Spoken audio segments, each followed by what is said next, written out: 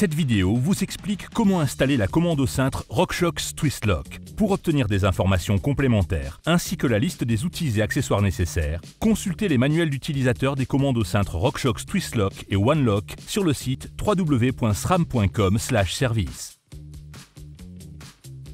La commande Twist Lock est dotée d'un guide câble coudé conçu pour les freins SRAM. Avec les freins autres que SRAM, il peut être nécessaire d'utiliser un guide câble droit pour éviter toute gêne avec le maître cylindre. Pour installer un guide câble droit à la place du guide câble coudé, desserrez la vis du guide câble, puis faites-le coulisser le long du ou des câbles afin de le retirer. Enfilez le ou les câbles à travers le guide câble droit, puis faites-le remonter jusqu'à la commande au cintre. Serrez la vis du guide câble. La commande au cintre Twist Lock est conçue pour les cintres de 22,2 mm de diamètre. Appliquez de la pâte de montage sur le diamètre interne de la commande Twist Lock en cas d'installation sur des cintres en carbone. Sans cette précaution, la commande pourrait glisser sur le cintre, ce qui pourrait causer une chute et exposer le cycliste à des blessures graves, voire mortelles. Faites coulisser la commande sur le cintre. Desserrez la vis de la poignée, appliquez de la pâte de montage, puis installez la poignée sur le cintre. Réglez la position de la commande au cintre. Serrez la vis située sur le dessus de la commande Twist Lock.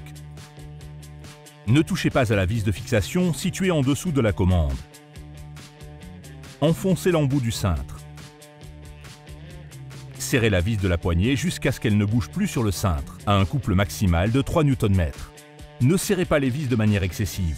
La commande au guidon Twist Lock doit pouvoir bouger sur le cintre en cas de chute ou de rotation excessive par force.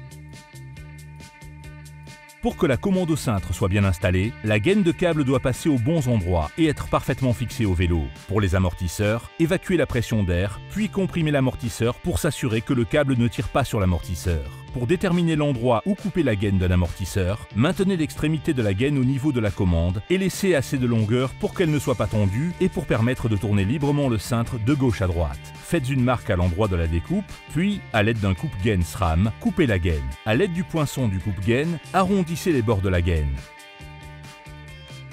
La procédure de fixation du câble est identique pour toutes les fourches RockShox. Pour obtenir les consignes spécifiques à votre fourche, consultez les manuels d'utilisateurs des commandes RockShox, Twist Lock et OneLock. Vérifiez que la commande au cintre est bien en position déverrouillée en appuyant sur le bouton déclencheur. Pour cette fourche équipée d'une cartouche d'amortissement Charger 2, insérez le câble le plus court dans la gaine. Insérez la gaine dans l'orifice situé sur la commande jusqu'à ce qu'elle se bloque. Mettez un embout de gaine en place sur l'extrémité de la gaine du câble de la cartouche d'amortissement. À l'aide d'une clé BTR de 2 mm, desserrez la vis de fixation du câble, puis enfilez le câble dans la poulie. Insérez l'embout de gaine dans la butée du câble au niveau de la cartouche d'amortissement. Si la gaine n'est pas bien positionnée, le verrouillage ne pourra pas être activé par la commande au cintre. Tendez bien le câble, puis serrez la vis.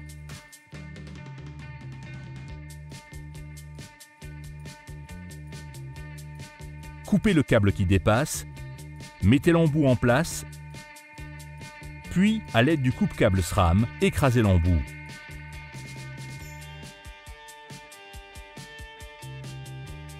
La procédure de fixation du câble est identique pour tous les amortisseurs. Pour obtenir les consignes spécifiques à votre amortisseur, consultez les manuels d'utilisateurs des commandes RockShox Twist Lock et OneLock. Vérifiez que la commande au cintre est en position déverrouillée en appuyant sur le bouton déclencheur. Pour cet amortisseur de luxe, desserrez la vis de l'embout, puis retirez l'embout fileté. Vissez l'embout fileté sur la gaine. N'enfoncez pas la gaine dans l'embout fileté. Insérez le câble le plus long dans la gaine. Insérez la gaine dans l'orifice fraisé situé sur la commande au cintre jusqu'à ce qu'elle soit parfaitement en place. Retirez la protection de la poulie. Desserrez la vis de fixation du câble. Enfilez le câble dans la poulie.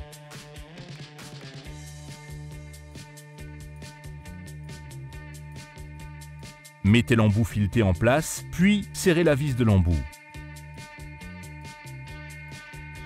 Tendez bien le câble, puis serrez la vis.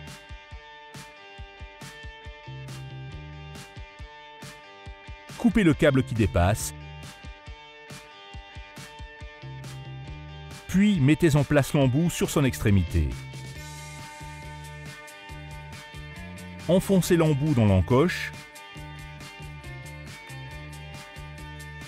Remettez l'amortisseur en pression.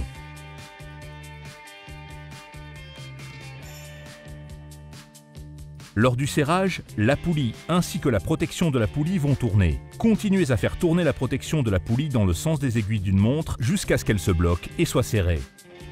Tournez la commande au cintre vers l'arrière du VTT afin de verrouiller la fourche et ou l'amortisseur. Appuyez sur le bouton déclencheur pour déverrouiller la fourche et ou l'amortisseur.